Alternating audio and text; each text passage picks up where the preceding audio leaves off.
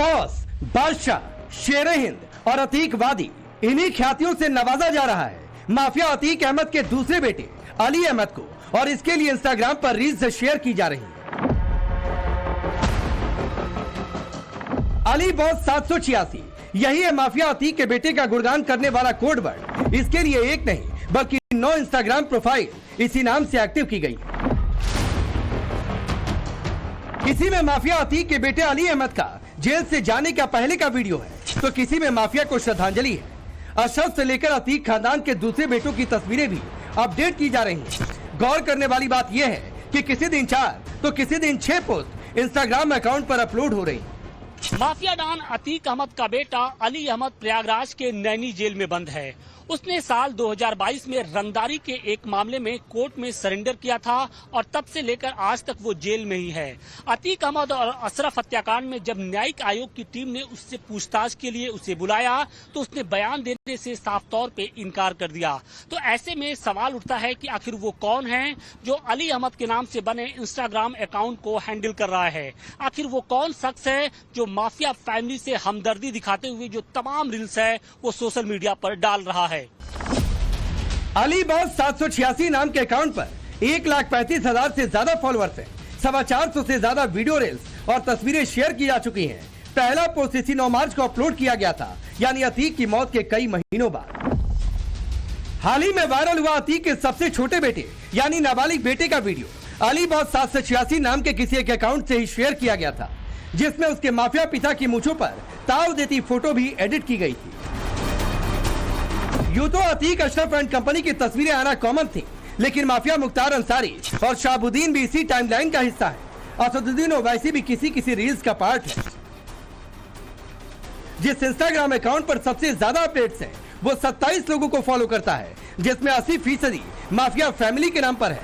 असदुद्दीन ओवैसी भी इसी लिस्ट में शामिल है। जो एक मुसलमान एक्स एमपी है, वो कोर्ट को गए थे कि मेरी जान को खतरा है सुप्रीम कोर्ट को, तो सुप्रीम कोर्ट ने यह कहा था कि जब आप जुडिशियल कस्टडी में है और आपको पुलिस कस्टडी में लेकर जा रहे तो स्टेट की जिम्मेदारी है। अब सुप्रीम कोर्ट इस मसले को सो मोटो ले। हम खुशी मना रहे कि मरने वाला मुसलमान है तो कोई बात नहीं, मरने वाला कोई और है, पॉलिटिकल अपोनेंट है, कोई बात नहीं। अरे भाई, आप मारकर संविधान को, रूल ऑफ लॉ को कमजोर कर रहे हैं। अतीक अहमद की पत्नी साइस्ता परवीन और तीसरा बेटा अली अहमद, ये दोनों ही असदुद्दीन ओवैसी के साथ मंच साझा कर चुके हैं। 2022 यूपी चुनाव से पहले लेडी डॉन साइस्ता ओवैसी की पार्टी में शामिल हुई और उसे चुनाव लड़ने के लिए टिकट भी दिया गया था। जब अतीक अहमद की मौत हुई तो आंसू बहाने वालों में असदुद्दीन ओवैसी भी शामिल थे। जिस तरह की लाइन ओवैसी लेते हैं, ठीक उसी तरह अखिलेश भी माफिया फैमिली के लिए हमदर्दी जताते हैं। हमने तो उत्तर प्रदेश में वो समय देखा है और वो लोगों ने देखा है देश के, जहां एक प्रेस का व्यक्ति बनकर के उसने शूट किया। तो भारतीय जनता पार्टी कई बार ऐसा देखने को मिला है, वो संविधान और कानून पर भरोसा नहीं करती है। इन्होंने गैंगस्टर और फलाना ये सब बना दिया, तो कभी कभी कुछ घटनाएं हो जाती बड़े बड़े लोगों से।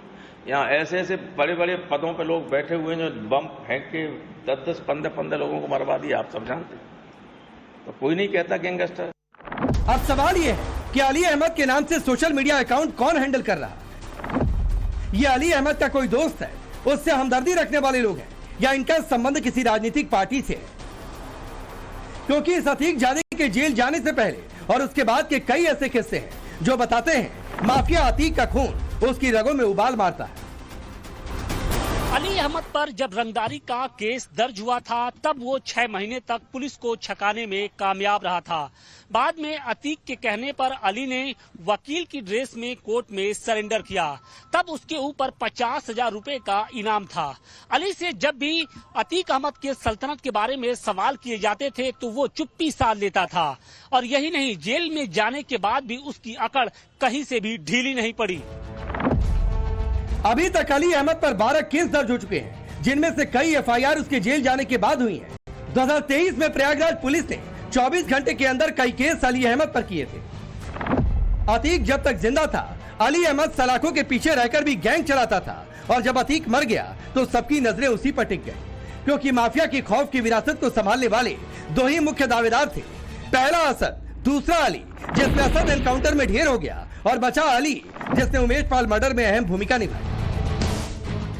उमेश पाल की हत्या से पहले अतीक गैंग के शूटर नैनी जेल में अली से कई बार मुलाकात कर चुके थे और उसने गुड्डू मुस्लिम, अरमान और अरबाज को यह भी कहा था कि इस बार उमेश को नहीं मार पाए तो दोबारा मुंह मत दिखाना।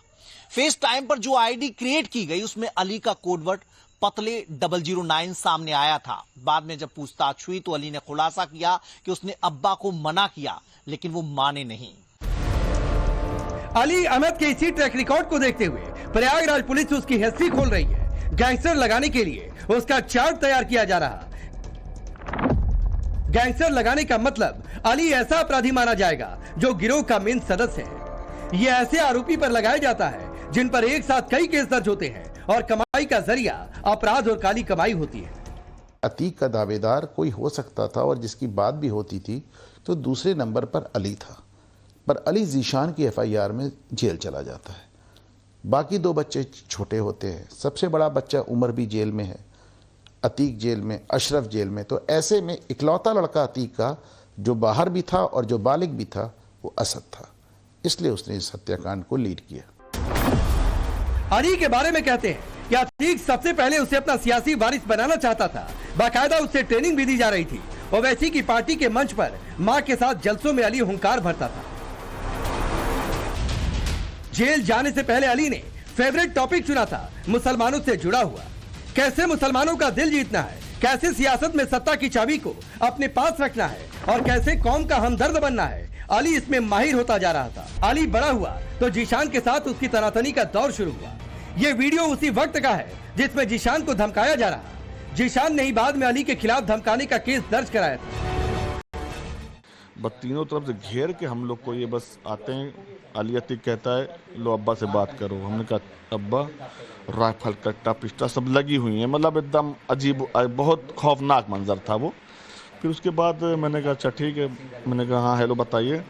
कहा भी तो का बहुत नहीं तगरिया हुआ थी तो उसे कई बार कहा है ना, या तो अभी ज़मीन हमारी बीवी साइस्ता परवीन के नाम लिख दे और या तो 5 करोड़ रुपये रंगदारी आसाद कालिया और अली के हाथ पहुँचा। योगी राज में अली अहमद की गुंडागर्दी पर ब्रेक लग गई, लेकिन उसकी साजिशें नहीं थम रही। सूत्रों का दावा है कि जेल में बंद अली अहमद ने कुछ दिन पहले किसी खास गुर्गे से मुलाकात की, जिसके बाद प्रयागराज पुलिस अलर्ट मोड पर आ गई। पुलिस सूत्रों की माने तो ये शख्स या तो शाइस्ता या जैनब का मैसेज लेकर आया होगा। जिसके बाद बैरक की तलाशी हुई तो अली की बैरक में कुछ भी संदिग्ध नहीं मिला था। ये मुलाकात किस सिलसिले में हुई है ये तो बात सामने नहीं आई है, लेकिन कयास लगाए जा रहे हैं कि प्रॉपर्टी से जुड़ी जो जानकारी है उसको शेयर किया गया है, क्योंकि अतीक अहमद की बेनामी संपत्तियों की सबसे अधिक जानकारी उसी के पास थी। और जब से अतीक अहमद की इन बेनामी संपत्तियों को बेचने की सुगबुगाहट शुरू हुई है, कहीं न कहीं जो अली अहमद की जो राय है वो भी इसमें शामिल की गई है। और वैसे भी अली ही अपनी माँ के साथ सबसे ज्यादा घुमा करता था, तो ऐसे में चर्चा इस बात की है कि कहीं साइस्ता परवीन अली के जरिए इन प्रॉपर्टियों की कांटेक्ट तो नहीं करवा रही। इससे यह भी इनकार नहीं किया जा सकता कि अली के गुर्गे बाहर रहकर सीक्रेट तरीके से उसके इशारों का पालन कर रहे हैं। बहुत मुमकिन है अली अहमद को बॉस बताने वाले सोशल मीडिया अकाउंट को ऐसे लोग भी ऑपरेट कर सकते हैं जो अली को अतीक का वारिस मान चुके हैं। अपने को बचाने के लिए अतीक का लड़का अली जो है वह कह भी सकता, उसकी कही गई बात कोई जरूरी नहीं उसने जो कह दिया वो सत्य हो। अपने बचाने के लिए वो असत्य बात भी कह सकते हैं, लेकिन उसके कथन में कितनी सच्चाई है अगर इसको पुलिस जांच करेगी तो बातें स्पष्ट हो सकती हैं। लेकिन ऐसा जो मैं कह रहा हूँ ऐसा देखने को मिलता है। कभी कभी गैंग लीडर के मर जाने के बाद गैंग के सदस्यों में आपस में तकरार हो जाती, कौन गैंग को संभालेगा इस पर विवाद हो जाता है। गैंग द्वारा अर्जित की गई संपत्ति का कब्जा किसको मिलेगा, कौन लेगा, ये सब बातों को लेकर के प्रायः विवाद हो जाता है। 2 साल से ज्यादा का लंबा वक्त हो चुका है अली को सलाखों के पीछे गए, लेकिन वो अभी तक पुलिस के सामने बहुत बड़े खुलासे नहीं कर रहा। अतीक की संपत्ति और माफिया गैंग की फरारी से जुड़ी डिटेल भी उससे निकालने की कोशिश हुई, लेकिन वहां भी वो टच से मस्त नहीं हुआ। अली अहमद को यह बात अच्छी तरह पता थी कि योगी राज में माफियाओं का क्या हाल हो रखा है, और योगी का कमिटमेंट यह भी है कि माफिया फैमिली को कहीं का नहीं छोड़ेंगे। ऐसे में अगर उसका कोई कनेक्शन पाया गया तो फिर बहुत बड़ा एक्शन होगा। उसके बाद अतीक के फरार हुए घरवालों और गुर्गों को पकड़ना आसान हो जाएगा।